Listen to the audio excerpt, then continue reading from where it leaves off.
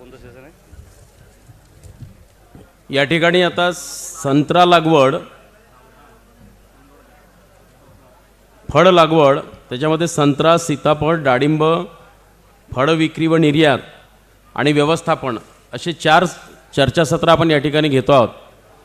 जे शेतकरी ऊसाकरता जरी आले असतील पण ज्यांना या सगळ्या विषयामध्ये स्वारस्य आहे अशा शेतकऱ्यांनी सामोरं यावं. आणि आता आपण फळ पीक लागवड या ठिकाणी डॉक्टर शिवाजी सरोदे साहेब या ठिकाणी आहेत. ते सीताफळ संशोधन केंद्र आंबेजोगाई इथनं या ठिकाणी आलेले आहेत. या ठिकाणी संत्रा लागवडी करता आले.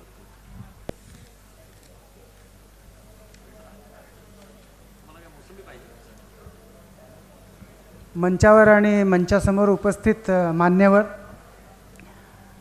समस्त संत्रा बागायतदार शेतकरी बंधू आणि भगिनींनो, लिंबूवर्गीय फळांचं व्यवस्थापन या विषयावर आपण आता चर्चा करणार आहोत.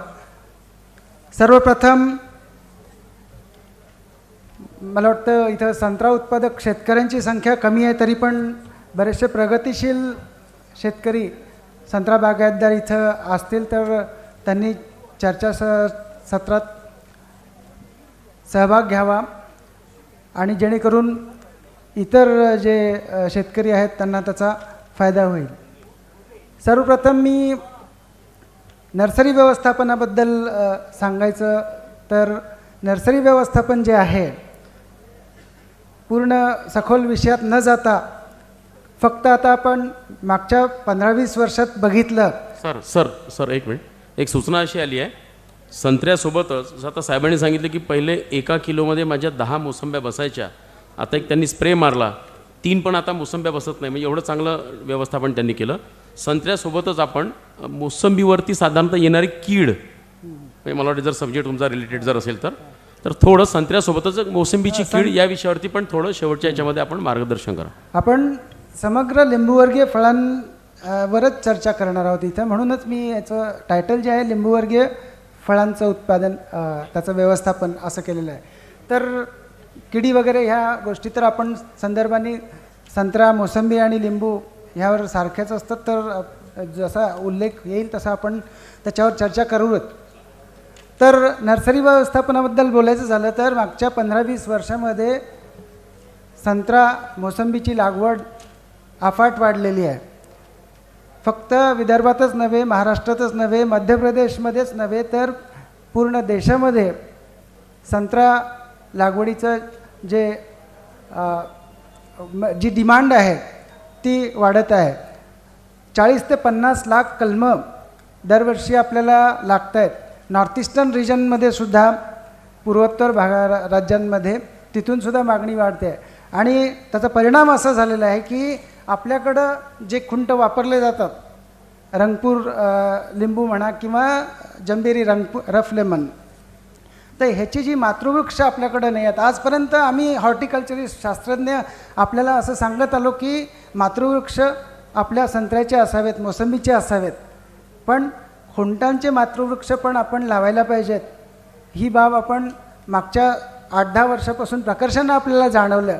आणि आपण आता शासनाकडे सुद्धा सांगतो की जो नर्सरी ॲक्ट आहे त्याच्यामध्ये आपण जे खुंट आहेत ते खुंट ते पण जातीवंत असले पाहिजेत आणि त्याचे मातृवृक्ष पण आपण लावायला पाहिजेत नर्सरीधारकांनी.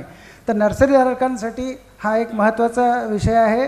त्यांनी आपल्या नर्सरीसाठी जे बियाणं लागणारं आहे खुंटाचं, ते प्रमाणित बियाणं जे संशोधन केंद्र जिथे जिथे आहेत किंवा विद्यापीठांमध्ये जे मातृवृक्ष लागलेले आहेत तिथून बिया घ्याव्यात आणि आपले मातृवृक्ष खुंटाचे करावेत. त्यानंतर दुसरा भाग आला त्याच्या काडीचा, जे डोळा बांधतो, ती कलम जे आपण घेतो बऱ्याच वेळा, आता बडिंगची हा टाईम आहे, सीझन आहे, त्याच्यामध्ये आपल्याला मोठ्या प्रमाणात आपल्या जसं आता 50,000-60,000 कलमं कोणी तयार करत असेल तर त्याच्यासाठी लागणारी काडी जी आहे ती पण आपल्याला चांगल्या बगीच्यातून जो बगीचा कमीत कमी 15-20 वर्षांचा आहे अशा बगीच्यातून आपल्याला काडी घ्यायला पाहिजे. ते झालं एक. त्यानंतर त्याचा मातृवृक्ष पण आपण जर ठेवले त्याचे, तर एका मातृवृक्षापासून आपल्याला किती 150-200 गाड्या आपण घेऊ शकतो. पण तेच जर ज्या झाडांवर आपण फळं घेतो आहे त्या झाडावर एवढ्या काड्या मिळत नाहीत, एवढ्या डोळ्या बांधायला आपल्याला मिळत नाही. म्हणून आपल्याकडं मातृवृक्ष हा चांगला असलेला पाहिजे आणि त्याची लागवडसुद्धा करणं महत्त्वाचं आहे. मग त्याचं इंडेक्सिंग आलं, ज्या तांत्रिक बाबी आहेत संशोधन केंद्रामधून त्याची मदत घेऊ शकता, विद्यापीठातसुद्धा ह्या सोयी आहेत. तर हे इंडेक्सिंग जे व्हायरसेससाठी म्हणतो मी, की तो विषाणूमुक्त असायला पाहिजे. आपण जो मातृवृक्ष लावतो तो विषाणूमुक्त असायला पाहिजे, संत्रा किंवा मोसंबीचा. तर त्याच्यासाठी त्याचं इंडेक्सिंग करून घेणं आवश्यक आहे आणि मगच आपण त्याच्यापासून डोळे घेतो. तर अशा ह्या बाबींचा ह्या बाबींवर जे नर्सरीधारक काळजी घेतात ह्याची, अशा ठिकाणाहूनच आपण कलमं घ्यायला पाहिजेत. एक संशोधन केंद्र किंवा विद्यापीठ आपली गरज भागवू शकत नाही. संशोधन केंद्रावर आपण किती 1 लाख, 1.5 लाख, 2 लाख कलमं तयार करतो आणि मागणी आहे, जसं सांगितलं मी, की 40-50 लाखाच्या वर मागणी असते. तर एक संशोधन केंद्र किंवा एक विद्यापीठ आपली मागणी पुरवू शकत नाही. म्हणून आपल्याला आपले नर्सरीधारक जे आहेत त्यांनासुद्धा सक्षम करणं आवश्यक आहे. त्यांच्यामध्ये जागृती निर्माण करणं, त्यांच्यामध्ये तेव्हा जागृती येईल जेव्हा आपण ह्याच्याप्रती आपण अवेअर राहू. आपल्यामध्ये जागृती यायला पाहिजे की आपण जी कलमं घेतो तर चांगल्या नर्सरीधारकाकडून घ्यायला पाहिजेत. NRCCमधून किंवा विद्यापीठामधून आपल्याला किती मिळणार आहेत? 100-50. तर ही एक महत्त्वाची बाब आहे. आपण शेतकऱ्यांनी जेव्हा नवीन बगीचा लावायचा आहे तर त्याच्यासाठी आपल्याला ह्या गोष्टींचं आपण लक्ष देणं आवश्यक आहे. त्यानंतर दुसरी महत्त्वाची बाब आहे, आपल्याकडं पाण्याचं दुर्भिक्ष आहे. पाणी आपल्याकडं जे आहे, आपल्याकडं इरिगेशन प्रोजेक्ट्स, सिंचन प्रकल्प जास्त नाही आहेत. तर आपण पाणी हे विहिरीच्या पाण्याने बऱ्याच ठिकाणी देतो. काही भाग सोडला, जे वर्धा अपर डॅमचं जे पाणी आहे, बॅकवॉटर जिथं जो एरिया आहे सातपुडा वगैरे, तिथं पाणी मुबलक प्रमाणात आहे. पण नागपूर झालं किंवा वर्धा, यवतमाळ ह्या ठिकाणी पाण्याचं दुर्भिक्ष आहे. आणि विहिरीला जर पाऊस चांगला झाला आपला, जसं आपण म्हणतो की 1100 mm पाऊस झाला, पावसाळा चांगला असला, तर विहिरीला पाणी आपण मार्चपर्यंत चांगलं राहू शकतं. पण तो नाही झाला, कमी झाला. मागच्या 10-12 वर्षांची पावसाची आपण आकडेवारी बघितली तर 10-12 वर्षांपूर्वी आपल्याकडं 900 mm, 1000 mm पर्यंत पाऊस यायचा. पण मागच्या 12 वर्षांमध्ये पावसाचं प्रमाण जे 600 ते 700 राहिलेलं आहे. ह्या वर्षीचं जो प्रमाण आहे ते सोडून द्या, ह्यावर्षी 1400-1500 पर्यंत गेला. ह्यावर्षी अनन्यसाधारण होतं हे वर्ष. पण पावसाचं प्रमाण कमी झालेलं आहे. म्हणून आपण पाण्याचं व्यवस्थापन हे अतिशय महत्त्वाचं आहे. मी मुद्दाम याच्यासाठी सांगतो आहे की बाकी बाबतीत तर आपल्याकडं टेक्नॉलॉजी आहे, तंत्रज्ञान आहे, शास्त्रज्ञ आपल्याला सगळी माहिती देतात, किड्यांचं असू दे किंवा मग रोगांचं असू दे. तर पाण्याचं एक महत्त्वाचं आहे. संत्रा किंवा मोसंबीला किंवा लिंबाला पाणी हे जास्तही नको आहे आणि कमीही नको आहे. तर त्याच्यासाठी ठिबक सिंचन संच हे घेणं अत्यंत आवश्यक आहे. संत्रा बगीचा लावायचा असेल, वाढवायचा असेल तर सूक्ष्म सिंचनाला पर्याय नाही. हे ह्याच्यासाठी सांगतो आहे की बरेच शेतकरी असं सांगतात की आपल्याकडे तर पाण्याची काही कमतरता नाही आहे, 12 महिने आपल्या विहिरीला पाणी असतं किंवा सिंचनाची व्यवस्था आहे. पण अशा परिस्थितीतसुद्धा फायटोफथोरा जो रोग आहे आपल्या संत्रा, मोसंबी, लिंबामध्ये येतो. तर फायटोफथोरा येऊ नये म्हणून सुद्धा ह्या आपल्या बगीचाची काळजी घेणं आवश्यक आहे. आपल्याकडच्या जमिनी आहेत भारी चिकणमातीच्या आहेत, त्यांची जी पाण्याचा निचरा व्हायची क्षमता आहे ती कमी आहे. तर त्याच्यासाठी आपल्याला त्याची काळजी घेणं आवश्यक आहे. पावसाळ्याच्या आधी बगीचाच्या बाजूनी, उताराच्या बाजूनी चर खोदणे आवश्यक आहे. आता लागवडीच्या पद्धतीबद्दलसुद्धा आपण बघतोय की जे चर सरी वाफा पद्धतीमध्ये सुद्धा लागवड आपण करू शकतो. त्याच्यामध्ये एकच आहे की आपण आंतरपिकं जे आहे ती घेऊ शकत नाही. तर त्या आंतरपिकांचं सुद्धा आपण कोणत्या पद्धतीने आंतरपिकं घेऊ शकतो ह्याच्यावर सुद्धा आपल्याला बदल करता येऊ शकतात. आपल्याकडं पारंपरिक पद्धतीमध्ये आपण सोयाबीन घेतो, तर सोयाबीनऐवजी सुद्धा इतर काही वेलवर्गीय भाज्या किंवा ह्या जेव्हा आपण ड्रिप लावतो त्या ड्रिपच्या बरोबरच जसं आता इनलाईन ड्रिपर्स आलेले आहेत, त्या इनलाईन ड्रिपर्समध्ये सुद्धा आपण ह्या भाज्यांची किंवा इतर आंतरपिकांची लागवड करू शकतो, जे 30-30 किंवा 40-40 सेंटीमीटरवर इनलाईन ड्रिपर्सचे ते एमिटर्स असतात. आणि पहिली 4 वर्ष आपण ह्याच्यात त्याची एवढी जागेची पण गरज नसते आणि पाण्याची पण गरज नसते. आणि जे 30-40 सेंटीमीटरवर जे इनलाईन ड्रिपर्स असतात ते पाणी वाया जातं. आणि ड्रिप इरिगेशन कंपन्यांनी त्याचं डिझाईन बगीचांसाठी अजून असं केलेलं नाही आहे की आपण जसं 6x6 मीटरवर लावतो, तर त्या पद्धतीने त्यांनी तसे डिझाईन्स केलेले नाही आहेत. पण इनलाईन ड्रिपर्स शेतकऱ्यांचा अनुभव चांगला आहे त्याच्याबद्दल, आणि ते जर आपण वापरत असू तर हे आपण त्याच्यामध्ये सुद्धा भाज्यांची पिकंसुद्धा चांगली घेऊ शकतो. तर निचरा चांगला होणं आवश्यक आहे.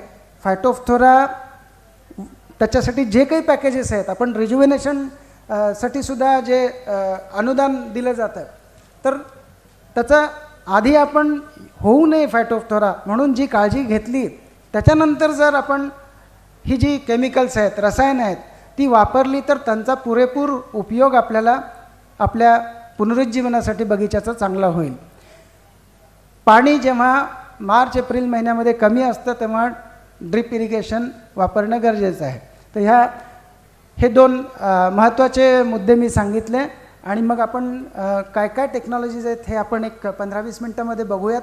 आणि हो, मध्ये पण विचारू शकता, पण मी एक 10 मिनटात फक्त मी लवकर हे संपवतो, मग आपण चर्चाच करूयात.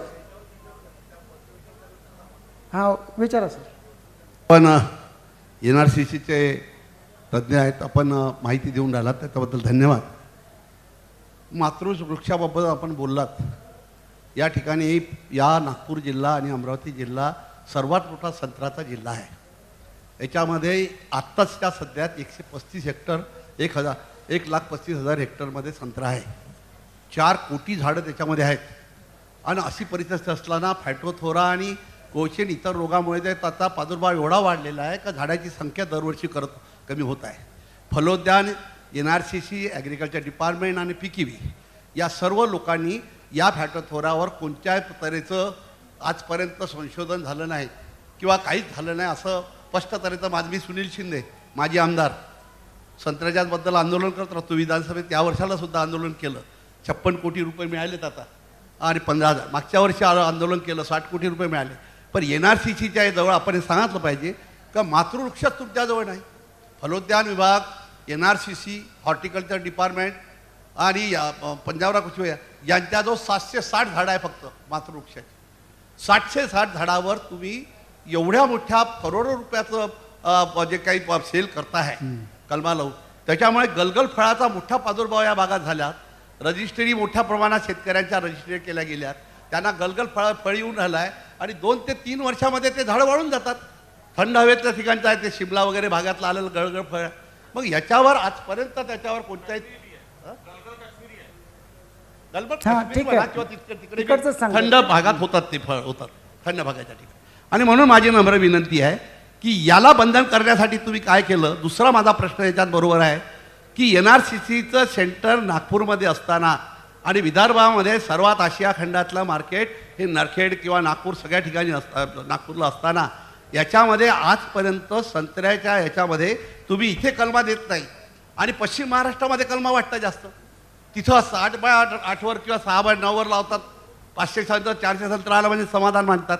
मग तुम्ही इथं का देत नाही. तुम्ही पहिले नागपूरवाल्याची पूर्तता केली पाहिजे आणि त्याच्यानंतर तुम्ही बाकीच्या ठिकाणी पूर्तता केली पाहिजे. आणि म्हणून तुम्ही या ठिकाणी NRCCने या मातृवृक्ष तयार करण्यासाठी या जमेरीचं तुम्ही जसा फलोद्यानचा कार्यक्रम राबवत आहे तसा जमेरीचा कार्यक्रम शेतकऱ्याला द्या. 1 एकरामध्ये 2 एकरामध्ये का जमेरीचे झाडं मोठ्या प्रमाणात होतील आणि ते संत्र्यापेक्षा महाग खपून राहिले आहे. पश्चिम महाराष्ट्रातले लोक बी नेऊन राहिले आहे. म्हणून असा कार्यक्रम द्यासाठी काही प्रोग्राम ठेवा. आणि तुम्ही फायटोथोरावर तुम्ही काही करू शकला नाही. तुम्ही जर आम्हाला म्हणलं का याच्यामध्ये मधल्या याच्यामध्ये पीक लावा, तुम्ही दुसरं पीक लावा, पण NRCCने आम्हाला दाखवलं पाहिजे का तुम्ही मधल्या याच्यात दुसरं पीक लावलं का. सर्वात जर वाईट बाग जर कुठे असेल ना तर ती NRCCची आहे. चला शेतकऱ्याला घेऊन इथून लागलं पाहायसाठी सगळ्यात जर वाईट. आणि मग तुमचं संशोधन असं असलं पाहिजे, वनली फार्मचं संशोधन असं असलं पाहिजे का तुमच्या बागा चांगल्या दाखवल्या पाहिजे. तुमच्या कलमाबद्दल माझं ऑब्जेक्शन नाही, चांगले आहेत. म्हणजे डॉक्टर शिवणकर साहेब असो का आता गट्टारी साहेब असो का जे असो, पण तुम्ही चांगल्या कलमा जर द्यायच्या असेल तर तुम्ही आपली बाग बी दाखवू शकला पाहिजे चांगली काय. याच्यावरच्या कलमा घेतल्यामुळे तुमचं एक झाड एवढंसं, एक झाड एवढं, एक झाड एवढं, एक झाड एवढं, याला जरा परिवर्तन करा. कारण आपण मार्गदर्शन करतो फक्त, परंतु कागदावरचं मार्गदर्शन झालं, आता प्रॅक्टिकल मार्गदर्शन पाहिजे. त्याच्यामुळे आम्ही आता पंजाबराव कृषी विद्यापीठ काय NRCCला म्हणतो आहे, माननीय शरद पवार साहेब केंद्रीय मंत्र्याला म्हणलं आहे का तुम्ही आता याचे पगार करा, इथून काढू नका. त्यांच्या फार्मवरून मिळणाऱ्या उत्पन्नातून त्यांच्या रिसीटमधून त्यांचे पगार झाले पाहिजे असं आमचं म्हणणं आहे. याच्याबद्दल बोला. धन्यवाद. हॅलो सर, मला म्हणायचं आहे फायटोप्थेरा का बरं येते आणि कोणकोणत्या व्हेरायटीवर येते. फायटोप्थेरा लिंबूवर्गीय फळांमध्ये सगळ्याच जे सांगितलं आत्ता, संत्रा असो, मोसंबी असो किंवा लिंबू असो, ह्या सगळ्या पिकांमध्ये फायटोप्थेरा येतो. येण्याचं रिझन सर. फायटोप्थेरा ह्याला मी मगाशी सांगितलं की फायटोप्थेरा येण्यासाठी प्रीडिस्पोजिंग फॅक्टर जो आहे की पाण्याचं व्यवस्थापन. पावसाळ्यामध्ये आपण जुलै ऑगस्टमध्ये पाऊस जेव्हा जास्त होतो, 300-400 मिलीमीटर पाऊस होतो, तेव्हा त्याचा निचरा चांगला होणं गरजेचं आहे. त्याच्यासाठी आपण आधी जून महिन्यात किंवा मेच्या शेवटी निचऱ्याची व्यवस्था करणं आवश्यक आहे. हा जर पाण्याचा निचरा चांगला झाला तर फायटोप्थेराची लागण होत नाही. आधी मुळं कुजण्याची प्रक्रिया होते, जेव्हा पाणी बगीच्यामध्ये थांबतं भारी जमिनीमध्ये, तर तेव्हा फायटोप्थेराची लागण होते आणि ऑक्टोबर-नोव्हेंबरमध्ये त्याचे सिम्पटम्स दिसायला लागतात. डिंक पाझरताना दिसतो आणि निरनिराळे रोग त्याचे होतात. तर फायटोप्थेरा ही बुरशी आहे आणि त्याचं व्यवस्थापन गरजेचं आहे. आत्ताच सर मला काय म्हणायचं आहे, फायटोप्थेरा कोणकोणत्या व्हेरायटीवर जास्त होतो आणि कोणकोणत्या व्हेरायटीवर जास्त नाही होत आहे हे तुम्हाला माहिती आहे का. फायटोप्थेरा त्याच्यामध्ये रूटस्टॉक तुम्ही म्हणताय खुंट, तर रेजिस्टंट रूटस्टॉक ट्रायफोलिएट ऑरेंज आहे जो आपल्याकडं येत नाही, त्याचं आपल्याकडं चांगला येत नाही. पण आपल्याकडे जे रफ लेमन आहेत किंवा रंगपूर लाईम आहेत, त्याच्यामधले जे स्ट्रेन्स आहेत जे चांगले आहेत, काही चांगले सशक्त आहेत त्याच्यासाठी, तर ते आपण, म्हणूनच मी म्हटलं की त्याचे मातृवृक्ष आपण नर्सरीधारकांनी ठेवायला पाहिजेत. जे मला एवढं म्हणायचं आहे, शेंदूरजना किंवा वरुड भाग इथे सगळ्यात जास्त नर्सरी होतो आणि तो विकला जातो. म्हणजे एक शेतकरी धंदा करतो, दुसऱ्या शेतकऱ्याला फसवतो. याच्यावर काय उपाय केले आहे गव्हर्नमेंटनी. हां, मी तेच सांगतोय की हा नर्सरी ॲक्ट आहे, त्याच्या माध्यमातून आपण ह्या नर्सरीधारकांवर हे बंधन घातलं पाहिजे की तुमच्याकडं किमान 50 जे मातृवृक्ष खुंटांचे असले पाहिजेत. आजपर्यंत आपण नर्सरी कायद्यामध्ये आपण मातृवृक्ष हा संत्रा किंवा मोसंबीचाच असायला पाहिजे असं म्हणतो, तर आता खुंटांचे सुद्धा मातृवृक्ष असणं गरजेचं आहे. सर मला असं म्हणायचं आहे की हे काश्मीरी गलगल आणून इकडे विकतात आणि रोग फायटोप्थेरा हा प्रश्न वाढतो. 3-4-5 वर्षात झाड तयार केलं की 1 वर्ष फसल घेतलं की नाही घेतलं मरते. याच्यावर काय उपाय केला गव्हर्नमेंटनी आणि का आतापर्यंत अग्रसर कदम नाही काढलेला आहे. नाही, त्याच्यावर जे लोक बिझनेस करतात आहे ते लोक आधी बिझनेस करून राहिले, 5 ते 15, 20, 25 लाख पर्यंत बिझनेस करत आहे. राजस्थानला सुद्धा ट्रकांनी व्हेरायटी भरू जात आहे. म्हणून तर ही लॉंग टर्म प्रोसेस आहे, 1-2 वर्षामध्ये नियंत्रणात येण्यासारखं नाही आहे. त्याच्यासाठी शॉर्टकटमध्ये होऊ शकते ना सर. एखादा जर व्यक्ती या मार्गाने जर निघाला तर लायसन्स त्यालाच द्यायचं की जो काश्मीरी न करता दुसरा काही आहे, तर गव्हर्नमेंटला त्याच्यामध्ये NRCCने जो पुढाकार घेतलेला आहे की मॉलिक्युलर डायग्नोस्टिक्स टेक्निक्सनी आपण तो गलगल आहे किंवा इतर कुठला आहे जो जातिवंत जंबेरी आहे किंवा रंगपूर लाईम आहे, असे खुंटच आपण आहेत की नाही हे ओळखण्यासाठी आपण आता ते तंत्रज्ञान विकसित केलेलं आहे आणि ते राज्य शासनाला दिलेलं आहे. बरं, नवीन व्हेरायटी कोणती आली आहे साहेब याच्यात संत्र्यामध्ये. अमेरिकन संत्र्यामध्ये नवीन व्हरायटी आपल्या इथं अजून आपण शिफारस कुठलीच केली नाही आहे. नागपूर संत्रा हा आहे आपला, जगप्रसिद्ध आहे आणि हा चांगला आहे. बरोबर साहेब, पण नागपूर म्हणजे अमेरिकेमध्ये अल्मो नावाचा एक अलिमो, हां अल्मो, त्याच्याबद्दल तुम्ही काही जानकारी दिलेली नाही अजून. मला वाटतं एक काम करावं, अजून आपण आपण पटकन 10 मिनिटात सर, बघून घेऊ. आपण पहिले चर्चासत्र आटोपून घ्यायचं, मग काही प्रश्न असतील तर 5 मिनिटं आपण प्रश्न उत्तराला देऊ. हां, कसं होतील ते डिस्टर्ब होऊन जाईल. हां करेक्ट तेच म्हणतोय. नाहीतर कसं हा जनता दरबार होईल, हे कार्यशाळा राहणार नाही. हे चर्चासत्र आपल्याला करायचं आहे आणि त्यांचं चर्चासत्र झालं की मग आपण प्रश्न उत्तर विचारू. ते नाही तर काय डिस्टर्ब होतील. तर नाही करायचे प्रश्नोत्तर करायचे नंतर चर्चासत्र आणि त्याला आणि 5:30-6ला आपला समारोपीय कार्यक्रम आहे. त्याच्यामुळे त्या हिशोबाने त्यांनी चर्चासत्र झाल्यानंतर आपण प्रश्नोत्तर विचारावं. निश्चितपणाने तुम्हाला संधी दिली जाईल.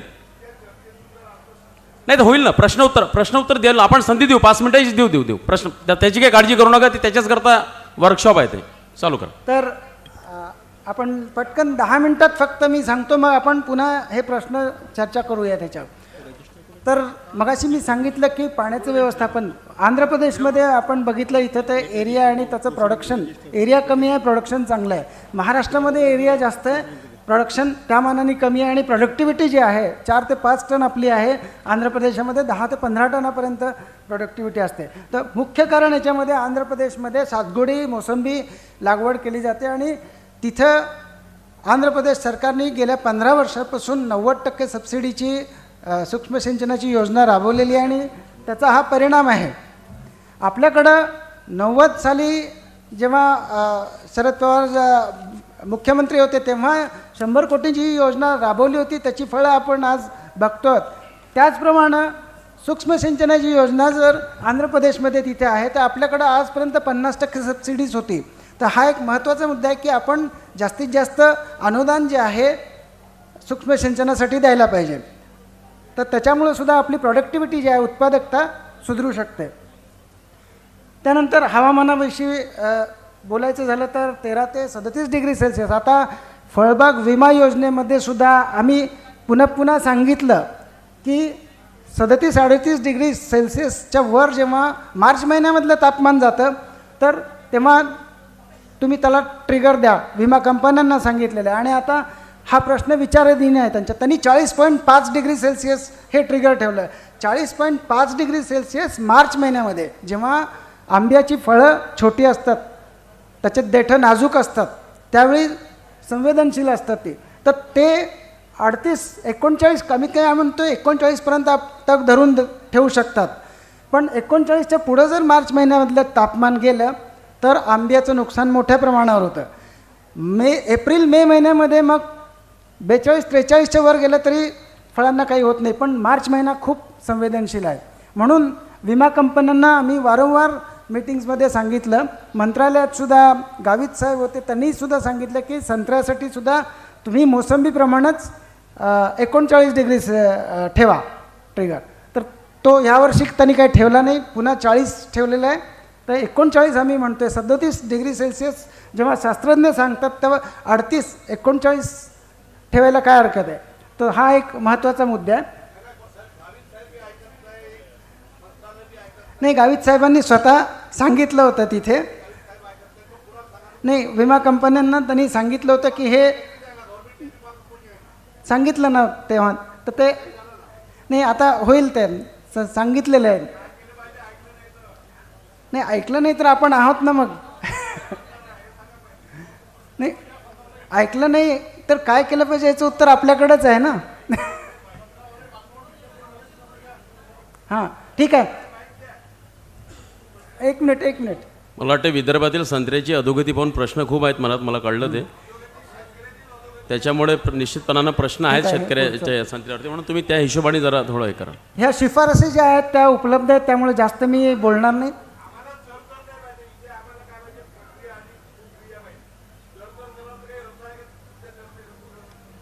जर खतं पण एक लक्षात ठेवायचं, इथे काही शासनाचे मंत्री आणि आमदार नाहीत जे प्रशासनातील आपण त्या योजना राबवू. इट्स ए प्रशिक्षण. लक्षात ठेवायचं, हे चर्चासत्र आहे आणि चर्चासत्रामध्ये अधिकारी जर असतील तर त्यांनी आपली माहिती सांगायची आहे. पॉलिसी मॅटर हे सरकारकडे आहे, इथे गव्हर्नमेंट नाही आहे. त्याच्यामुळे जरा हे लक्षात ठेवायचं आपल्याला सगळ्यांना. तुमच्या भावना मी पण समजू शकतो. मी 1995मध्ये 1000 झाडं लावले होते. मी भिवापूर तालुक्यातला शेतकरी आहो. माझी सासूरवाडी तुमच्या कडमेश्वर तालुक्यातली आहे.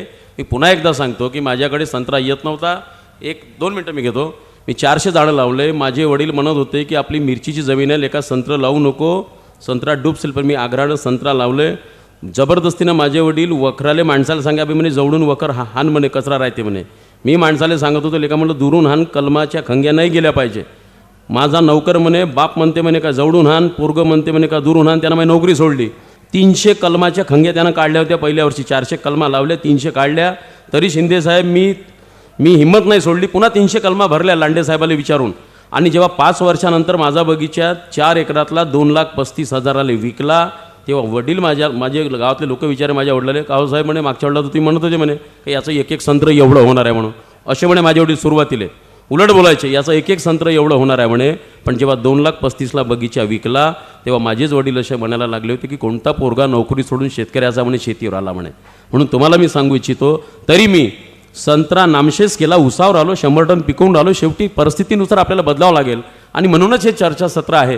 तुमच्या समस्या अनेक जरी असल्या पण त्यांचे काही रिस्ट्रिक्शन असतील त्याच्यामुळे पॉलिसी मॅटरवर ते काही सांगू शकणार नाही. म्हणून अधिकारी म्हणून तुम्हाला जे सांगायचं तेवढं सांगा, चर्चासत्र करा, एक 10 मिनिटामध्ये आपण आटोपू आणि सीताफळावरती येऊ आपण. प्रश्नोत्तर झालं की हे खत द्यायची ही पद्धत आहे, बुंद्यापर्यंत द्यायची गरज नाही. बुंद्यापासून 3 फूट सोडून आपण दिलं तर चांगलं आहे. हे जे स्टँडर्ड्स आपण केलेले आहेत की एक 600-700 फळं किमान आपल्या बगीच्यात एका झाडावर आली तर आपली उत्पादकता जी आहे 25 ते 30 टन हेक्टरी येते. आपल्याला काही प्रत्येक वेळी 1000-1500 फळं एका झाडावर पाहिजेत असं नाही, किमान 600-700 फळं असली तरी चांगलं आहे. त्यानंतर सिंचनाबद्दल मी बरंच सांगितलं. सूक्ष्म सिंचन जर आपण वापरलं तर ते जास्त चांगलं आहे. तर पिकाच्या बाबतीत बोललं तर आपल्याकडं सोयाबीन आहे किंवा जी डाळवर्गीय पिकं आहेत ती आपण घेऊ शकतो. कापूससुद्धा बरेच शेतकरी घेतात, पण आम्ही बघितलेलं आहे की जर आपण कापसाच्या सोबत जर डाळवर्गीय पिकं घेतली तर जसं भुईमुग झाला किंवा ग्रॅम झाला, चणा झाला किंवा सोयाबीन झालं, हे घेतलं तर त्याच्यावर दुष्परिणाम होत नाही. आणि त्या आंतरपिकांची जी अन्नद्रव्यांची गरज आहे ती निराळी दिली तर आपल्या संत्र्यावर दुष्परिणाम होत नाही. हे भुईमुग आणि सोयाबीन आहे याच्यात. त्यानंतर बहार नियंत्रणासाठी मी सांगितलं की आपण तापमान हा एक महत्त्वाचा घटक आहे. जे उत्तर भारतामध्ये तापमान कमी असतं, 5 डिग्री सेल्सिअसच्या खाली तिथं जातं, पण आपल्याकडं 8-9 डिग्री सेल्सिअसच्या खाली तापमान जात नाही, म्हणून आपण पाण्याचा ताण देतो. त्यानंतर कार्बन नायट्रोजनचं प्रमाण, जे नायट्रोजन आपण देतो की 600-800-1000 ग्राम आपण शिफारस करतो, त्याच्या किती लोड आपण घेतो त्याप्रमाणे.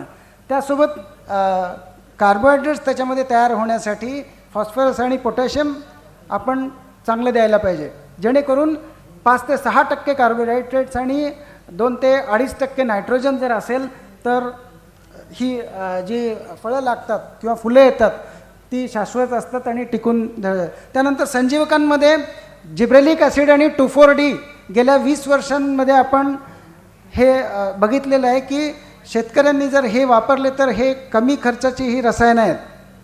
आणि बाजारामध्ये जे उपलब्ध मिळतात, टॉनिक्स मिळतात, हे जर आपण वापरलं तर ह्याचा खर्च अतिशय कमी आहे.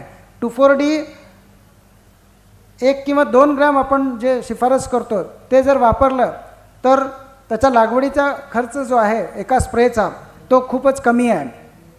त्यानंतर जिब्रेलिक ॲसिडसुद्धा आधी 100-150 रुपये ग्रॅम मिळायचं, आता 30-40 रुपये ग्रॅम मिळतं. आणि त्याच्या निरनिराळ्या स्टेजला आपण जिब्रेलिक ॲसिड वापरू शकतो.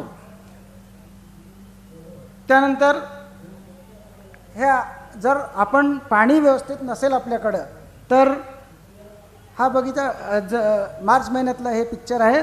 मार्च महिन्यामध्ये आपण फक्त नवती आलेली आहे आणि नवतीसुद्धा ह्याच्यात पुन्हा एप्रिल महिन्यात जेव्हा ऊन वाढतं तेव्हा ह्याची सल वाढते आणि बगीचा खराब होतो. त्यानंतर ह्या माती, चिकणमाती जिथं असेल तिथं समस्या असते.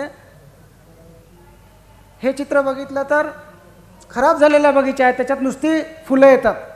त्यात फुलांसोबत जर पानं असतील तर तो बगीचा चांगला आणि त्याच्यामध्ये जी फुलं लागतात आणि फळं लागतात ती शाश्वत असतात. शेवटपर्यंत त्याचा जे रिटेन्शन आहे, टिकून धरायची क्षमता वाढते. ह्याच्यामध्ये बघितलं तर फुलांसोबत पानंसुद्धा आहेत. एकाच संत्र्याच्या झाडावर पानांचं वय जे असतं ते 17-18 महिन्यांपर्यंत असतं. तर असं जर झाड असेल हिरवं आणि त्याच्यामध्ये नवती आलेली असेल, त्याच्या नवतीसोबत फूट असेल तर ती जास्त शाश्वत असते. त्यानंतर ऑल्टरनेट बेरिंग म्हणतात आपण. आंब्यासारखं संत्र्यामध्ये किंवा मोसंबीमध्ये अल्टरनेट बेरिंग नसतं. आंब्यामध्ये ते जेनेटिक असतं, पण संत्रा मोसंबीमध्ये व्यवस्थापनाचा भाग आहे. आपण जर पाणी व्यवस्थित नसेल किंवा एखाद्या वेळी संवेदनशील अवस्थेमध्ये जर तिथं तापमान वाढलं तर गळ मोठ्या प्रमाणात होते आणि किंवा एखाद्या रोगाचा प्रादुर्भाव वगैरे असेल तर त्यामुळं जी गळ किंवा पीक कमी येतं, त्यामुळं आपण अल्टरनेट बेरिंग म्हणतो. पण संत्रा मोसंबीमध्ये अल्टरनेट बेरिंग ही समस्या नाही आहे. ही 700-800 फळं आपण व्यवस्थित घेतली तर आपली उत्पादकता चांगली राहते. त्यानंतर बहार नियंत्रणासाठी आपण ज्या शिफारसी केलेल्या आहेत की लिंबाच्या हस्तभारासाठी सुद्धा आपल्याकडं जे CCC आहे, क्लोर्मिकॉट क्लोराईड, हे वापरलं आपण 3 ते 4 मिलीलिटर 1 लिटर पाण्यात ऑगस्ट सप्टेंबर महिन्यामध्ये. तर मार्च एप्रिल महिन्यामध्ये लिंबाची आपल्याला चांगली फळं मिळतात. ताणाच्या दरम्यान जर पाऊस आला तर आपण पुन्हा ताण बसवण्यासाठी, कारण पाऊस आला तर ताण तुटतो आणि अजून पुढं पावसाळा असतो किंवा हिवाळ्यामध्ये सुद्धा एखाद्या वेळी डिसेंबर महिन्याच्या पहिल्या आठवड्यातच पाऊस आला, आता शेवटच्या आठवड्यात आला तर काही हरकत नाही, आपण पाणी सुरू करू शकतो. पण मध्ये जर पाऊस आला ताण सुरू असताना तर आपण CCC जे आहे, क्लोर्मिकॉट क्लोराईड, हे आपण 3 ते 4 मिलीलिटर 1 लिटर पाण्यात मिसळून फवारणी केली याचं तर पुन्हा ताण बसतो. त्यानंतर समस्यायुक्त जमिनींमध्ये आपण पॅक्लोबिट्रोझॉलसुद्धा वापरू शकतो किंवा CCC सुद्धा वापरू शकतो. पण अशा जमिनी आपल्याकडं जास्त नाही आहेत, त्यांचं प्रमाण खूपच कमी आहे. जास्त आपली समस्या आहे फूट येते त्यानंतर टिकत नाही, त्याला टिकून धरण्यासाठी काय काय उपाययोजना केलेल्या आहेत आणि त्या अनुषंगाने जे काय आपल्याला पाण्याचं व्यवस्थापन आहे किंवा ह्या अन्नद्रव्यांचं किंवा हॉर्मोन्सचं आहे ते महत्त्वाचं आहे. त्यानंतर पाण्याच्या पाळ्यात खंड पडला तर पोटॅशियम नायट्रेटसारखं आपण वापरू शकतो. परंपरागत पद्धतीनं आपण पाणी देत असू तर बऱ्याच वेळा आम्ही म्हणतो की उन्हाळ्यामध्ये मार्च एप्रिल महिन्यामध्ये, विशेषतः मार्च महिना आंब्याच्या दृष्टीने खूप महत्त्वाचा आहे. 3 ते 4 किंवा 5 दिवसांच्या अंतराने पाणी देणं आवश्यक आहे. मग कमी पाणी द्या, पुन्हा लवकर द्या. होतं काय की इकडचा पट्टा आपण दिला एक 10-12 लाईनचा, त्या पट्ट्याला पुन्हा येईपर्यंत 10वा-12वा दिवस जातो आणि 10-12 दिवसांचा ताण मार्च महिन्यामध्ये छोट्या फळांना खूप असतो, ती गळून पडतात. जसं आपण बाळाचं डिहायड्रेशन होतं, लूज मोशन होते बाळाला, तर झपाट्याने त्याची प्रकृती खालावते, तशी परिस्थिती मार्च महिन्यामध्ये संत्र्याच्या फळांची होते. म्हणून मार्च महिना आंब्यासाठी खूप महत्त्वाचा आहे. मार्च महिन्यामध्ये जर आपण आंब्या फळांची काळजी चांगली घेतली तर एप्रिल आणि मे महिन्याचं, ह्या वर्षी मे महिन्याचं तापमान जे आहे 46-47 डिग्री सेल्सिअसपर्यंत रेकॉर्ड तापमान होतं, तरी पण आंबा या वर्षी चांगला आहे. का तर मार्च महिन्यामध्ये 40च्या वर टेम्परेचर नाही गेलं, 39च्या आसपासच राहिलं त्याच्या आधीच. त्यामुळं आंबा यावेळी चांगला आहे. मे महिन्याचा 1 आठवडा पूर्ण आपल्याला 46-47 डिग्री सेल्सिअस, ह्यावेळी जर बघितलं ह्या वर्षाचं तर 46-47 डिग्री सेल्सिअस अंश तापमान असलेले दिवस ह्यावेळी जास्त होते मागच्या 30 वर्षामध्ये, तरी पण आंबा चांगला आहे.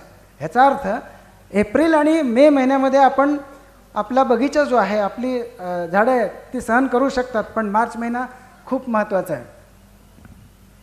त्यानंतर ही फळगळीचं आहे, मुख्यतः ह्याच्यात कीटकांमुळं कमी होते, जे फ्रूट फ्लाय आहे किंवा फ्रूट सकिंग मॉथ आहे, पतंग आहे.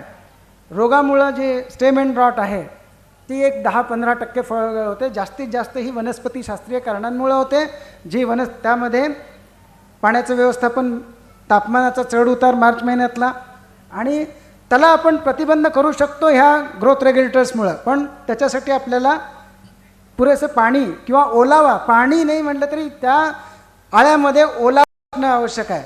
म्हणजे कमी पाणी द्या पण जास्त अंतराने, म्हणजे फ्रिक्वेंटली द्या त्याला. जास्त 2 पाळ्यांमधलं अंतर जास्त ठेवू नका. ड्रिप नेमकं हेच करतं. ड्रिप इरिगेशनमध्ये तो जमिनीमध्ये ओलावा ठेवतं. ओलाव्यामध्ये झाडाच्या मुळांना पाणी, हवा पण मिळतं आणि पाणी पण मिळतं.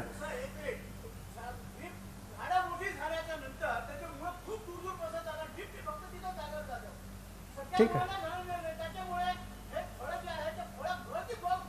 नाही प्रश्न विचारताना रागावून विचारू नका. ठीक आहे ठीक आहे. हां नाही नाही त्यांना प्रेमाने विचार. आवाज पोचेल याची आवाज इथपर्यंत आणि सभागृहाला जायला पाहिजे असं त्यांचं आहे. ठीक आहे. आपण नाही त्याच्यासाठी आता बरेचसे प्रगतिशील कास्तकारसुद्धा आहेत. आपण ज्या डबल लाईनसुद्धा शिफारस केलेली आहे आणि ज्या कॅपिलरीज आहेत त्या कॅपिलरीजच्या माध्यमातून 6 ड्रिपर्ससुद्धा 6 एमिटर्ससुद्धा आपण लावू शकतो. आणि ह्याचं जे स्वाभाविकपणे याच्या मुळांची जी वाढ असते की तुम्ही एक ड्रिपर किंवा एक एमिटर त्याचा जो स्पॅन असतो तर तो 1 फुटापर्यंत असा वाढतो आणि सर्कल जे होतं ते 2 फुटाचं होतं. तर असे जर आपण केलं तर ते पूर्ण त्याचा घेर जो आहे त्या घेरामध्ये ती मुळं तिथं वाढतात. ठीक आहे. तर दुसरी ॲडिशनल आपण लॅटरल टाकली तर त्याच्यामध्ये ते कवर होतं. आपण इनलाईन पण आता जे एमिटर्स आहेत तर हे तापमान झालं. आर्द्रतेबद्दल बोललो. हवामानातली आर्द्रता असते तर पावसाळ्यामध्ये आपण जर व्यवस्थित पाऊस झाला आपला तर ते चांगलं आहे. त्या नत्र आणि कर्बोदकं तर हे फिजिओलॉजिकल ड्रॉप जो आहे जो कुठल्याच पॅथोजनमुळे होत नाही किंवा रोगामुळे होत नाही किंवा किड्यामुळे होत नाही. ती अशी लक्षणं असतात त्याची.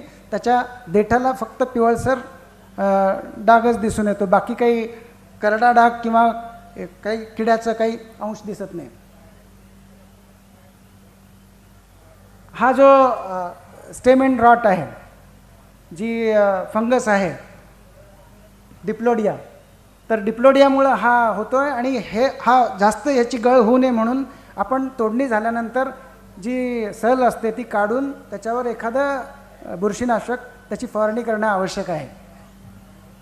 आणि हा होऊ नये म्हणून सुद्धा आपण 3 फवारण्या ज्या सांगितलेल्या आहेत बुरशीनाशकाच्या त्या केल्या तर तोडणीनंतर सुद्धा जेव्हा आपण बाजारात पाठवतो त्याचंही नुकसान कमी होतं. किडींमध्ये सिट्रसला फुलं येताना फेब्रुवारी महिन्यात खूप महत्त्वाचं आहे. फेब्रुवारी मार्चमध्ये तर त्याचं व्यवस्थापन पण आपण चांगलं करायला पाहिजे. फळमाशीसाठी सुद्धा ट्रॅप्स जे आहेत फेरोमेन ट्रॅप्स ते जर लावले तर त्याच्यामुळे सुद्धा चांगलं नियंत्रण होतं. रस शोषण करणारे पतंग हे सुद्धा फळमाशीसारखेच आहेत. ह्या दोन्हींचा पण सहभाग तेवढाच असतो. तर त्याच्यासाठी आपण ज्या फवारण्या करतो तर त्या बाजूला गुळवेल वासनवेल आहे धुऱ्यावरच्या त्याच्यावर सुद्धा आपण फवारण्या केल्या. कारण त्याच्या पतंगाच्या सगळ्या अवस्था ज्या आहेत त्या संत्र्यावर नाही होत. संत्र्याच्या पानांवर नाही होत किंवा फळांवर नाही. फळांवर येऊन फक्त डंक मारून तो पतंग रात्रीच्या वेळी चालला जातो. म्हणून त्याचं व्यवस्थापन हे जिकिरीचं आहे पण करणे आवश्यक आहे. फळमाशीसाठी तर ट्रॅप्स जे आहेत ते खूप चांगले आहेत. नियंत्रणासाठी मी ह्या शिफारसी आपल्या पुस्तिकेमध्ये सुद्धा दिलेल्या आहेत आणि वेबसाईटवर सुद्धा उपलब्ध आहेत. 2,4-D अतिशय कमी खर्चाचं रसायन आहे. सिंथेटिक ऑक्झिन आहे. 10 ते 15 ppm आपण शिफारस करतो. 25 ppm पर्यंतसुद्धा शेतकऱ्यांनी वापरलेलं आहे आणि खूप सुरक्षित आहे. आपण आमच्या केंद्रावर कोणाही शास्त्रज्ञाला संपर्क साधला तर ह्याच्याविषयी जी काही माहिती तुम्हाला पाहिजे फवारणीच्या आधी जे पहिल्यांदा करतात पूर्ण ह्याच्यात मिळेल. जिब्रेलिक ॲसिडसुद्धा आपण जिब्रेलिक ॲसिड निरनिराळ्या स्टेजला संत्र्यामध्ये वापरू शकतो. आधी फक्त द्राक्षामध्येच जिब्रेलिक ॲसिडची शिफारस होती पण मागच्या 20 वर्षापासून जिब्रेलिक ॲसिडसुद्धा आपण सांगितलेलं आहे की हे कमी खर्चाचं रसायन आहे, हॉर्मोन आहे. आपण संत्रा मोसंबी लिंबूमध्ये सुद्धा वापरू शकतो. त्यानंतर युरिया पानातून फवारला आपण तर तो सुद्धा संजीवकासारखं काम करतो. जेव्हा आपण शिफारशी तर करतोच मातीतून 600-800 ग्राम नत्र द्या. त्याच्याशिवाय आपण 1%, 1.5% जर पानातून याची फवारणी केली पोटॅशियम नायट्रेट म्हणा किंवा युरिया म्हणा तर युरिया जेव्हा आपण फवारणी करतो तर त्याचं जे पॉलिॲमिन्स तयार होतात आणि ते संजीवकासारखं काम करतात जे ग्रोथ फॅक्टर्स असतात. म्हणून जेव्हा फळं छोटी असतात त्यावेळी युरिया जर याच्यात फवारणीमध्ये समावेश केला याचा तर चांगला फायदा होतो. त्यानंतर प्री हार्वेस्ट ड्रॉपसाठी सुद्धा 2,4-D आणि जिब्रेलिक ॲसिड जेव्हा फळं मोठी असतात तोडणीच्या आधी दसऱ्याच्या वेळी आपण ह्याची फवारणी करू शकतो. फायटोप्थेराबद्दल मगाशी आपण चर्चा बरीच केली की हा बुरशीजन्य रोग आहे आणि मातीत हा वाढतो. त्यामुळं आपण पाणी देण्याच्या पद्धती जर ड्रिप जर आपण वापरलं तर त्यामुळं सुद्धा एका झाडापासून दुसऱ्या झाडाला ह्याची लागण होणार नाही. त्यामुळं ड्रिप इरिगेशन चांगलंच आहे. त्यानंतर येऊ नये म्हणून खबरदाऱ्या घेण्यासाठी आपण चर खोदणं आवश्यक आहे. पाण्याचा निचरा, पावसाळ्यातल्या पाण्याचा निचरा चांगला केला तर फायटोफथोरा आपल्या बगीचात येणारच नाही. त्यानंतर शेणखत जे देतो आपण ते पण चांगलं कुजलेलं असायला पाहिजे. आणि हा कॉलर रॉट जो बुडाला साल सगळी निघून जाते, सडलेली असते, त्यावेळी आपल्याला काहीच ह्याला करता येत नाही. फक्त एकच करतो आपण, इनार्चिंग करू शकतो. कारण ह्या स्टेजला आपण रसायनं किंवा हे बुरशीनाशक कितीही वापरलं तर त्याचा फायदा होणार नाही, कारण मुळंच कुजलेली असतात. म्हणून त्याला नवीन रूट सिस्टम देण्यासाठी जंबेरी किंवा आपण रंगपूर लाईमची जी रोपं आहेत ती लावून आपण याला इनार्चिंग करू शकतो. क्राऊन रॉट ह्याला हे जिथून डिंक पाझरतो तिथं ती साल खरडून आपण त्याच्यावर रिडॉमिल आणि कार्बेंडाझिम लावू शकतो. तण व्यवस्थापनाच्या बाबतीत सुद्धा बघितलं आपण तर जास्तीत जास्त नुकसानसुद्धा तण जर आपण काढलं नाही तर खतं जी देतो, पाणी आणि खतं, तर त्याच्यामुळं होऊ शकतं. म्हणून तणांचं व्यवस्थापन जे आहे आणि वापर बघितला तणनाशकांचा तर अन्य देशांमध्येच भारत 5% तणनाशकं आपण वापरतो. त्यामुळं जागतिक पातळीवर आपण तसे खूपच इको फ्रेंडली आहोत. म्हणजे पर्यावरणाचा आपल्यासारखा विचार इतर देश करतच नाहीत. प्रगतिशील देश, विकसित देश, आपण विकसनशील देशांमध्ये हे प्रमाण खूप कमी आहे. नुकसान मगाशी मी सांगितलं. जे प्री इमर्जन्स विडीसाइड्स आहेत म्हणजे तण येऊ नयेत म्हणून केलेलं, तर हे डायुरॉन 3 किलो आहे आणि सिमॅझिन 4 किलो. हे जर मिळत नसतील तर पेंडिमेथिलिन नावाचं आहे, ते पण आपण 3 किलो प्रति हेक्टर या हिशोबाने वापरू शकतो. ग्लायफोसेट तर आपल्याला परिचयाचं आहे. ग्लायफोसेट बहुतेक संत्रा बागायतदार कारण प्री इमर्जन्स जे आहेत विडीसाइड वापरत नाहीत, पण पोस्ट इमर्जन्स वापरतात. हे दोन्ही चांगली आहेत. धन्यवाद. आपण आता चर्चेसाठी अजून 10 मिनटं देऊयात. हां बोला. प्रश्न उत्तराचा आपण याला वेळेला सुरू करू. 5 मिनटं आपण ठेवू, कारण मग समारोपाचा कार्यक्रम पण मला वाटतं 5-5:30च्या दरम्यान आहे.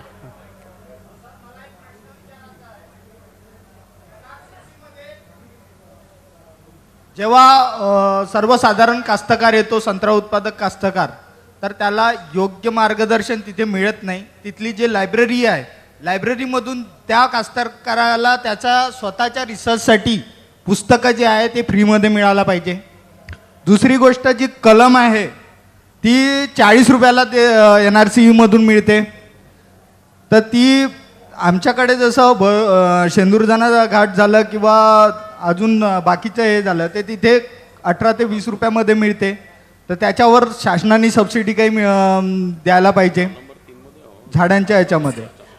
दुसरी गोष्ट, जे संत्रा आपण उत्पादित करतो त्यासाठी एक्सपोर्टची जे काही फॅसिलिटी आहे ते विदर्भामध्ये कुठेच नाही आहे. 2 प्रोसेसिंग युनिट आहे, संत्रा प्रक्रिया केंद्र, तेही बंद पडले आहे, म्हणजे मोडकळीच्या अवस्थेमध्ये आले आहे. इथे पूर्तीद्वारा एवढा मोठा कार्यक्रम यूज केला आहे ऊसाच्या कास्तकारांसाठी, एक प्रकारे संजीवनी आहे. पण मला हे सांगा की आमच्या संत्रा उत्पादक कास्तकारांनी काही पाप केला आहे का? त्यांच्यासाठी कुठली अशी प्रक्रिया किंवा एक्सपोर्टिंगसाठी जे आहे ते हे ॲग्रोव्हिजनच्या माध्यमातून किंवा जे कोणी आहे त्यांच्या थ्रू होऊ नाही शकत का? कारण की आता मी थोडा वेळा अगोदर गडकरी साहेबांसोबत बोललो, तर ते म्हणे तुमच्या लेवलवर तुम्ही स्वतः पहा. सर, हे स्वतः पाहण्यासारखी योजना नाही आहे. प्रोसेसिंग प्लॅन्ट, प्रोसेसिंग युनिट किंवा जे आहे एक्सपोर्टिंगसाठी जे लागणारी व्यवस्था आहे ही सर्वसाधारण व्यक्ती करू नाही शकत. करोडोमध्ये त्याचा खर्च आहे. तिसरी गोष्ट ही आहे की जे आमचे इथे जे कास्तकार माल आणतात कळमनामध्ये, तिथे त्यांची दलालांकडून मोठ्या प्रमाणात पिळवणूक होते. त्यांच्या उत्पादित मालाला योग्य भाव मिळत नाही. तर यासाठीही काही योजना, काही व्यवस्था करता येऊ शकते का, हे सुद्धा विचारायचं आहे. ठीक आहे. तुम्ही NRCCच्या बाबतीत जर बोलायचं झालं तर लायब्ररीमध्ये उपलब्ध जे साहित्य आहे तर ते आपल्याला निःशुल्क मिळायला पाहिजे. आम्ही बरेचसे कार्यक्रम आयोजित करत असतो. टेक्नॉलॉजी मिशन ऑन सिट्रस आपल्याकडं मागच्या 7 वर्षापासून आहे. दर महिन्यामध्ये 2 कार्यक्रम आपले होत असतात आणि त्यामध्ये हे निःशुल्क साहित्याचं पण वितरण आपण करतो. एक पुस्तिका आहे हस्तपुस्तिकामध्ये, त्यामध्ये हे सगळ्या टेक्नॉलॉजीज आपण त्यात समावेश केलेला आहे त्याचा, आणि ते निःशुल्क दिलं जातं. तुम्ही लायब्ररीत आलात आणि त्याच्याविषयी मागणी केली तर ते तुम्हाला निश्चित मिळेल. ह्या सगळ्या टेक्नॉलॉजीज तुम्हाला आपण त्याची किंमत नाममात्र ठेवलेली आहे 100 रुपये, पण शेतकऱ्यांसाठी जेव्हा आपण देतो तर तेव्हा ते मोफत दिलं जातं. त्याशिवाय आपण किसान मेळे जे घेत असतो त्याच्यामध्ये सुद्धा आपण हे साहित्य वितरित करत असतो. आणि त्याच्याशिवाय तुम्ही सायंटिस्टना कोणालाही भेटलात, तुमची जी समस्या आहे त्याचंसुद्धा निराकरण आपण फोनवर सुद्धा करतो. त्याशिवाय वेबसाईट आपलं आहे, त्याच्यामध्ये सुद्धा चला वेबसाईटवर प्रत्येक शेतकरी वेबसाईट आणि कॉम्प्युटरवर जाऊ शकत नाही, तरी पण बरंचसं साहित्य आपल्याकडे उपलब्ध आहे. आणि हस्तपुस्तिका विशेष करून मी सांगतो, ती आपल्याला मोफत दिली जाते. त्याच्याविषयी विचार न करा, ती आपल्याला मोफत मिळेल. त्यामध्ये सगळ्या टेक्नॉलॉजीज आहेत ह्या. त्यानंतर तुम्ही दुसरा मार्केटिंगबद्दल विचारलं तर मार्केटिंग, एक्सपोर्ट विशेषतः, एक तर मार्केटिंग विचारलं लोकल तुम्ही आणि एक्सपोर्टचं. तर मार्केटिंगबद्दल तर संघटितपणे आपण शासनाकडं त्याचे प्रयत्न करणं आवश्यक आहे. एक्सपोर्टबद्दल बोलायचं झालं तर संत्र्याचा एक्सपोर्ट हा एक गंभीर विषय आहे. जगामध्ये जे बघितलं आपण तर मोसंबीच्या ज्या जाती आहेत, ब्राझीलमधून किंवा स्पेनमधून तिथे जो मोसंबी येतो तर त्याची जी चकाकी आहे, त्याचा जो नारंगी रंग त्याला आहे, तर ह्या 2 गोष्टी आणि इंटरनल क्वालिटीचं जे ज्यूसचं, तर ह्यामध्ये आपला संत्रा स्पर्धेला तिथं उतरत नाही. आपल्याकडं आपल्या वातावरणामध्ये एकसारखा नारंगी रंग आपल्याकडे येत नाही, चकाकी येत नाही. आपल्याकडं ट्रॉपिकल क्लायमेटमध्ये आपण घेत असल्यामुळं ह्याच्यावर किडींचा प्रादुर्भाव, विशेषतः थ्रिप्स आणि माइट्स, तर ह्या थ्रिप्सच्या किडींचं जे त्याच्यामध्ये ब्लेमिशेस येतात सालींवर, तर आपल्या एक्सपोर्ट क्वालिटीचा संत्रा एका बगीच्यामध्ये 1000 फळांमध्ये किती फळं आपली एक्सपोर्ट क्वालिटीची किंवा चांगल्या गुणवत्तेची असतात. बाहेरून ज्याला आकार झाला, रंग झाला, सालीचा रंग, आणि पुन्हा त्याच्यातले ब्लेमिशेस जे डाग नसलेली फळं, तर अशी आपण किती 15% फळं आपण येतात तशी. आणि आपलं तंत्रज्ञान सगळं वापरून सुद्धा आपण 40% त्याच्यापेक्षा चांगली एक्सपोर्ट क्वालिटीची फळं घेऊ शकत नाही. तर हे समजून घेणं आवश्यक आहे. आणि आधी आपल्याला तुम्ही म्हटलं की दुसरा भाग की आपलं मार्केटिंग इथं आपल्याला चांगला भाव मिळाला पाहिजे आणि इथं उपलब्धता चांगली वाढायला पाहिजे. त्याच्यासाठी आपण काय करणं आवश्यक आहे ह्याच्यावर उहापोह करणं जास्त गरजेचं आहे. मला वाटतं आपल्याला आता 5ला संभव करायचं, शॉर्टमध्ये घ्यावं, कारण परत आपल्याला सीताफळ आणि डाळिंबावर जायचं आहे. एक शेवटचा प्रश्न अशोकराव विचारतील. तुम्ही वाईट मानून घेऊ नका, एवढं मोठं संशोधन केंद्र नागपूर आता, त्याच्यामुळे लोकांच्या भावना तीव्र आहे, मी समजू शकतो. त्यामुळे जरा एक शेवटचा प्रश्न. नाही, अजिबात भावना तीव्र नाहीत. मी ठीक आहे, तुम्हाला सांगतो, हे NRCCचे सायंटिफिक आहे. आपले अनेक प्रश्न शरद पवार कृषी मंत्री देशाचे त्यांच्या लायकीचे आहे. हा फरक आहे. यांनी फक्त संत्र्याच्या बाबतीत माहिती दिली आणि त्यामध्ये आपल्याला काय अधिक वजा, काय प्रश्न एवढेच पाहिजे होते. आपण अनेक प्रश्न जे आहेत की ते त्यांच्या लेवलचेच नाही आहे. पण एक गोष्ट निश्चितपणाने सांगतो की गेल्या 15-20 वर्षापासून माझा त्या NRCCशी संबंध आहे. जसं म्हणतो ना, शुद्ध बीजापोटी फळे रसाळ व मोठी, असं यांनी रोपटं चांगलं तयार केलेलं आहे. यांच्या कलमा अतिशय चांगल्या आहेत, ज्या की बागा ऑलरेडी आमच्याकडे उभ्या आहेत. त्याबद्दल आम्ही सांगतो. अर्थात रोगमुक्त नाहीत, रोग हा जमिनीमधून येतो, त्याच्यामुळे हा रोगमुक्त असं म्हणणार नाही. पण चांगला एकसारखं संत्रा येतं, क्वालिटी सारखी राहते. माल जेव्हा बाजारात जातं तेव्हा इतरांच्या तुलनेमध्ये आपली हे चांगली राहते. पण भावाच्या बाबतीत, पॅकेजिंगच्या बाबतीत, प्रोसेसिंगच्या बाबतीत जे आपण बोललात, या बाबतीत खरंच म्हणजे जशी काही प्रगती व्हायला पाहिजे झाली नाही. पण आता त्याला हे दोषी नाहीत, सगळी यंत्रणा दोषी आहेत. त्याच्यामध्ये तो मोठा विषय होईल, आपल्याला लवकर संपवायचा आहे. पण एवढं निश्चितपणे दुःख याचं आहे संत्र्याचं की यावर्षी आम्ही 12 रुपये 15 रुपये किलो संत्रा विकला, आणि जेव्हा मार्केटमध्ये आम्ही जात होतो सब्जी मार्केटमध्ये, तेव्हा टमाटर 60 रुपये किलो जात होतं. वर्षभर संत्रा तयार करायचा, 12 रुपये 15 रुपये किलो विकायचा साहेब. आणि टमाटर मात्र 60-70 रुपये 60 रुपये किलो. सीताफळ सुद्धा शिंदे साहेबाचा आता सीताफळाचा विषय सुरू होत आहे गट्टा, यांचं सुद्धा सीताफळ यावर्षी 40 ते 50 रुपये किलो गेलेलं आहे. म्हणजे सर्वात स्वस्त जर काय असेल तर संत्रा होतं. ही शोकांतिका निश्चितपणा नाही. पण यांच्याकडे एकच गोष्ट सांगतो की एक तर हे चांगलं आहे, रोपटं चांगलं आहे. दुसरी गोष्ट सुनील शिंदे साहेबांचा एक प्रश्न साहेब तुमच्याकडून अशी अपेक्षा आहे NRCC मध्ये, तुम्ही जे म्हणता की आमच्या बागामध्ये दुसरं आंतरपीक घ्या, पण तुमच्या बगीच्यात तुम्ही आंतरपीक घेतलं नाही आहे. कसं आहे, तुम्ही सांगता तर मग तुम्ही घेऊन दाखवलं पाहिजे तर लोकांना खरं वाटतं. नाही, आता- काही बगीचे आता काही ठीक आहे, कास्तकार anyway, लागवड करतात नाही, anyway, मी तुमचं त्याच्यासाठी उत्तर- त्या नाही, आणि संदर्भात जरा मी बोलतो. प्रश्न आणि उत्तर तुमचं घ्या. उत्तर दूर वेळ झालं. वेळ आपला जाऊन आला ठीक तर आहे. 5 वाजता आणि म्हणून आपण याच्याकडे बगीचा सुद्धा चांगली ठेवण्याची आपली गरज आहे. या 10 वर्षापूर्वी तुमची जी बाग होती ती सुंदर होती, चांगली होती. आजच्या दर्शनी तुमची बाग चांगली वाटत नाही. म्हणून शेतकऱ्याला प्रश्न पडतो की तुमचं एवढं सरकारचं आहे, केंद्र सरकारचा एवढा मोठा पैसा आहे, मग तुम्ही हे सगळे का डेव्हलप करत नाही.